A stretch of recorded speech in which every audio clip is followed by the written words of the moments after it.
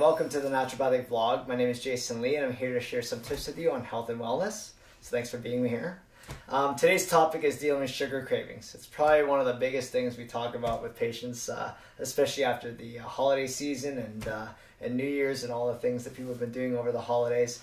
I find this is the time of year, even myself, it's always a bit more challenging. There's so many social events and so many things you're doing, and obviously your diet goes out the window over the holiday. And then for a lot of patients, come January, that's when all the problems start hitting. So for me, I start seeing issues with patients with sugar and even just dietary issues happen sometime around middle of October, because people are sort of heading up to Halloween and other kinds of things. They have all this chocolate around the house. Next thing you know, they're like, I'll just have a little bit of it.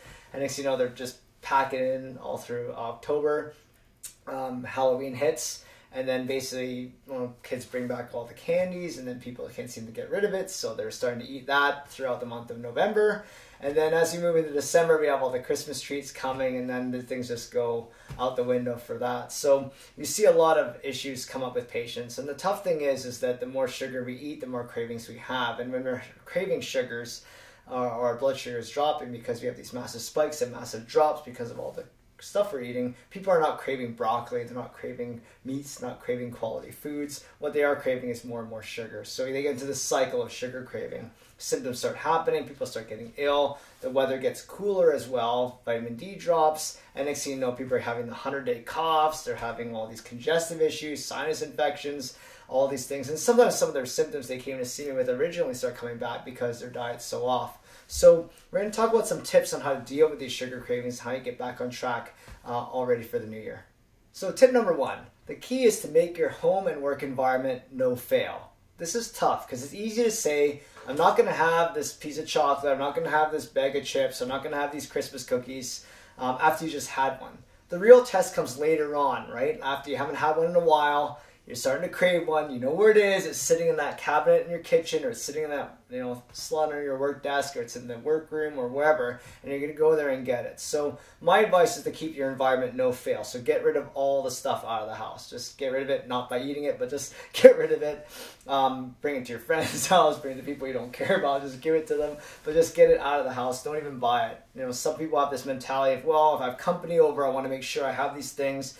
But in the end, a lot of the time you're just eating it yourself, or you're feeding it to your family. So keep the environment no fail to make sure that when the cravings come, all you have left are healthy things. Like in my house, for example, I've never been a fan of chocolate. I don't really care much about it at all. But my biggest thing is chips. Salty, crunchy things are things that I crave. So I do not carry any chips or any crackers or anything crunchy and salty in my house, because I know when I have a craving, I'm going to go have it. And I'm not one of those people that can have, the suggested serving of like 1 or 2 chips. Like who does that anyway?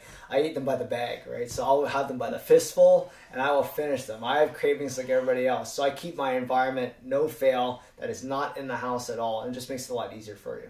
So remember, number one, keep your environment no fail.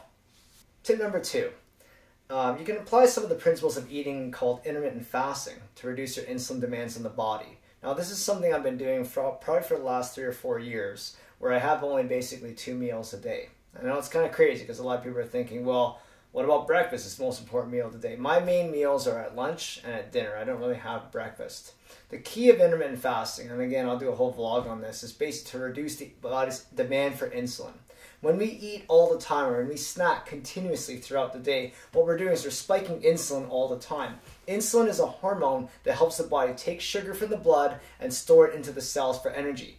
The problem is if you keep spiking it all the time with these constant snack meals all the time, your body becomes more and more insensitive to the insulin, and you need more insulin to regulate that response. Therefore, when you eat, you're actually going to get more tired and you're going to start craving a lot more. So with intermittent fasting, the goal is to give yourself probably about a good 8-hour window where you're eating and a 16-hour window where you're really not eating. It can be a bit different. You can change the times around a little bit, but the key is to eat in a very small window and give yourself more time to fast. Fasting is an interesting thing because fasting is not what people think. It's not starvation. What you're doing is giving yourself a break from food to allow the body to detoxify, to cleanse, and to regulate your insulin. What happens when you fast, it actually conserves energy, gives you more energy, and helps you regulate your sugar cravings a lot better. Your sugar cravings actually drop, your energy goes up, and your demands for food decrease as well. There's some Nobel Prize work done on this actually in 2017 where two doctors studied a process called autophagy, which is basically how the body cleanses and purifies itself. And one of the best ways of getting your body into that state, and it's free, is to do some level of intermittent fasting. Now, some people will say, well, what if I just have a breakfast and dinner or my second meal sometime at 2 or 3 p.m.? That's fine as well. You can have it anytime you want really in the day. But my advice for patients, the best times that seem to fall best with most social schedules as well as work schedules, is to have a lunch somewhere between 11 a.m. and 12 p.m.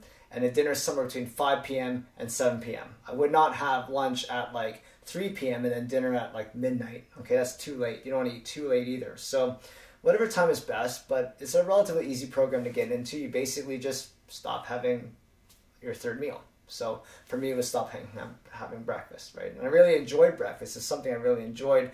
And I did this more as an experiment because I was turning 40 and I was just like, I'm just not getting the same benefit from my meals. I've just found I was having some sugar crashes. Even though I was eating a paleo diet, which is basically grain-free, I was still having sugar crashes. It didn't make any sense to me.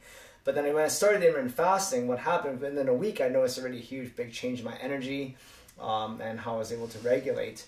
And I wasn't having the crashes anymore, and I just kept doing that. So it's something that I really, really enjoy. And I've had a lot of patients who've engaged in that with great success. So that's one excellent way to reduce your sugar cravings and save some time because you don't have to make another meal in a day, which is fantastic.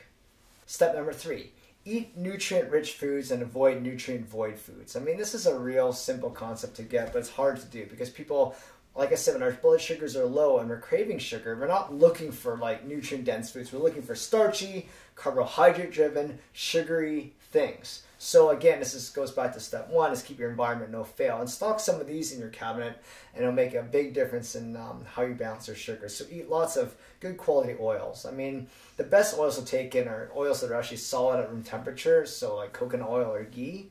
I know there's a lot of people say, well, these oils are saturated. They're not good for you. They're just saturated fats are bad. They're actually absorbed very well into the body.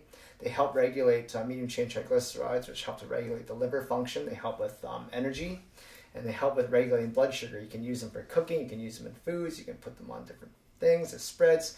It's totally fine to take in. Great fruit, actually, that's very versatile. You can add to shakes. You can add to meals. Is avocado. It's a fantastic fruit. It's fatty fruit. Lean proteins like good quality meats and fishes and things like that are great. Eggs as well. For my diet, I would say that about 30% of my diet is protein or meat driven. The rest is vegetables and fat. I don't really have a lot of starch in my diet. If you asked me this like 15, 20 years ago, one day you wouldn't be eating rice with every meal, I'd be like, that's impossible. There's no way I could survive without rice. But actually, you do survive and you feel a lot better without it. I still miss it. I still love rice, don't get me wrong. But keeping it very, very low has helped me to regulate my body composition, helps me with energy, and it helps a ton with cravings. Because the thing with starch I find funny is when you start eating it, you actually start craving more as you're eating it. So like when I eat rice now, as I'm eating it, I could just keep piling more on. The same with pasta, same with all these things, because it just triggers that insulin response and makes you want these things more and more and more. So my advice is just avoid them most of the time. I mean, I have rice or I might have some wheat here and there if I go out to eat with friends or some event, but most of the time I don't even have these starches at all, and I feel a lot better. Any kind of vegetable. I mean, people are like, which vegetables are the best? I mean, the ones you eat. I would give some variety to things. Anything dark green leafy is fine, but I use a lot of other non-starchy vegetables that are also quite good. I use a lot of zucchini, I use a lot of asparagus, I use a lot of cauliflower, broccoli. These are vegetables that they're not starchy, but they're not leafy either. They kind of make you feel full when you eat them. You can roast them, broil them, stir fry them, do a whole bunch of things. I even do some other root vegetables, like I'm going to do sweet potatoes, yam, squash. I've recently gone to celery root.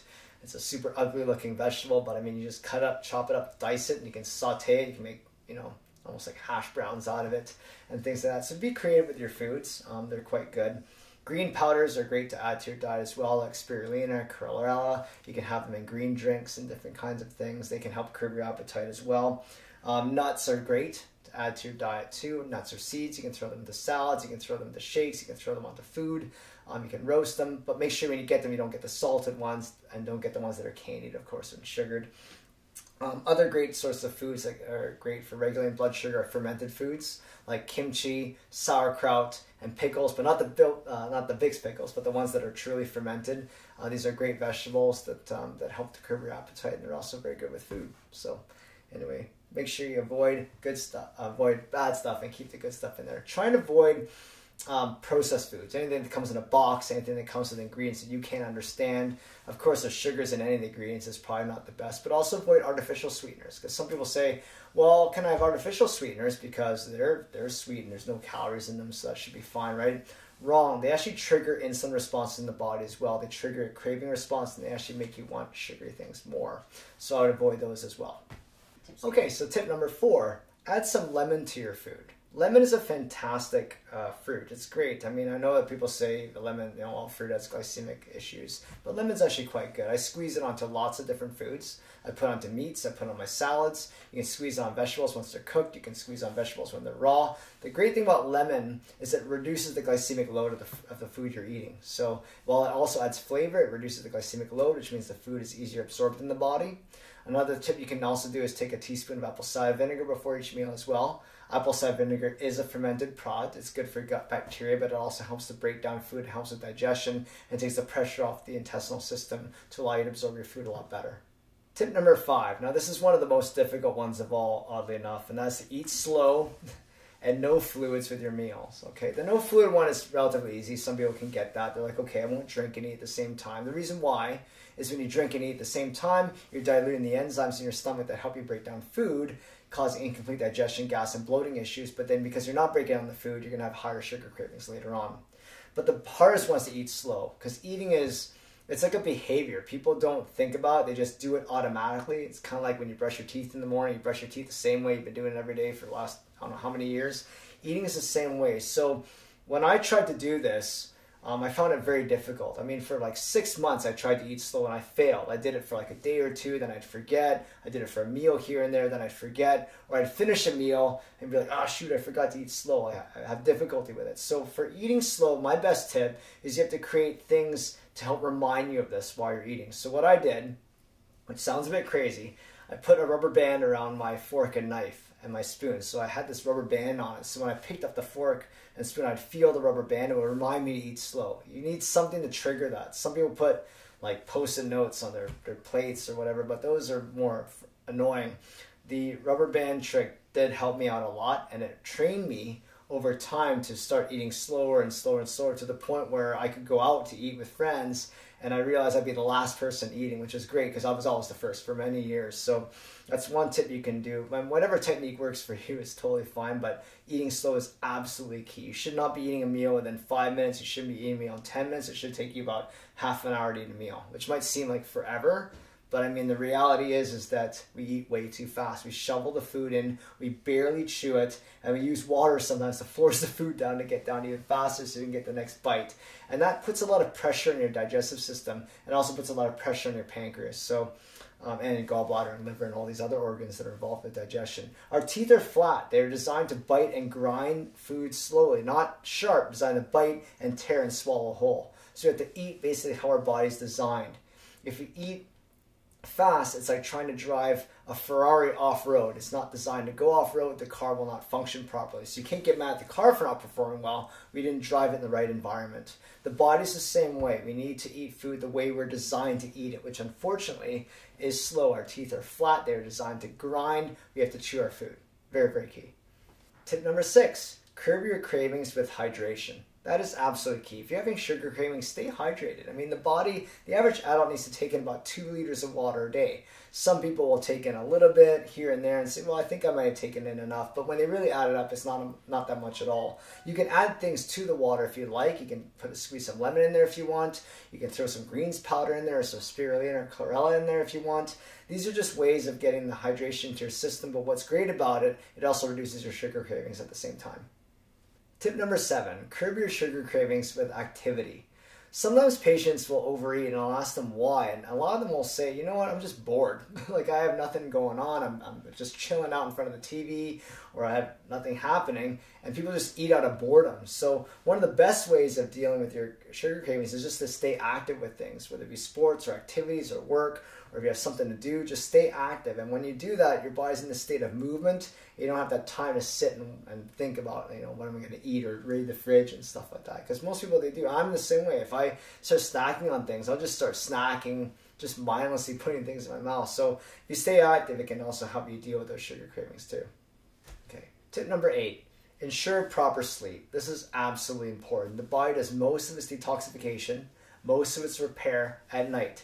It's kind of like you as a person. I mean, when do you actually clean your home? When do you do, chores? It's sort of when everything else is done. It's like, okay, now I got some time. I'm going to do this to clean my house. The body's the same thing. It does its cleaning at night when the body's asleep. If we don't get enough sleep, the body can't go into that purification cycle. It also can't regulate pancreatic secretions. It can't regulate our insulin. It does a lot of things at night. So we have to make sure we get enough sleep to help balance out our endocrine system, balance out our digestive system, and balance out our blood sugars. Tip number 9, eliminate coffee.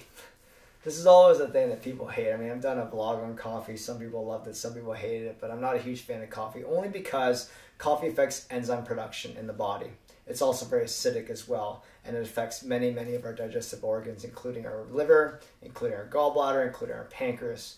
Coffee is one of those things that just affects all of these systems, and it puts more stress on the system as well. So when we take the coffee out of the body can actually start to secrete a lot better, it can start to digest a lot better, and you'll start to see a change in your blood sugar and your sugar cravings. The worst thing too is what people add into coffee as well. People put like cream, put milk, put sugar into the coffee. These things also spike our sugar levels as well. So just getting off it would help a lot with balancing out those cravings and even your sugar levels in general. And finally, tip number 10, make sure you take proper supplementation. Unfortunately, the food quality is just not the same as it used to be. We do need to supplement, I think, for maximum benefit in the body, but of course it depends on the quality of your supplements and things like that. So some suggestions, of course, are a good multivitamin, a good omega-3 fatty acid oil, like a fish oil of some kind, and probiotics, because these all help with digestion, they help with overall function, they help with inflammation, they're just fantastic. Specific things for sugar cravings, I find what really helps a lot of patients who are magnesium deficient, tend to have a lot of sugar cravings, so magnesium supplementation may be key, and also B vitamin deficiencies. These are burnt heavily, B vitamins and magnesium burnt heavily when the body's under stress. And of course, when we're under stress, we crave more foods, especially sugary, starchy foods. So these are things to look into: B vitamins, magnesium, fish oil, probiotics, and other kinds of things. Again, for more specific recommendations, probably best to see your practitioner to get better advice on that. But these are just general things that can help out. So we're also going to include some links to some films and things you might want to take a look at on what sugar does to the body and how it affects you in general. But always, thanks for listening. My name is Jason Lee, and thank you for listening to the Natural Life Vlog.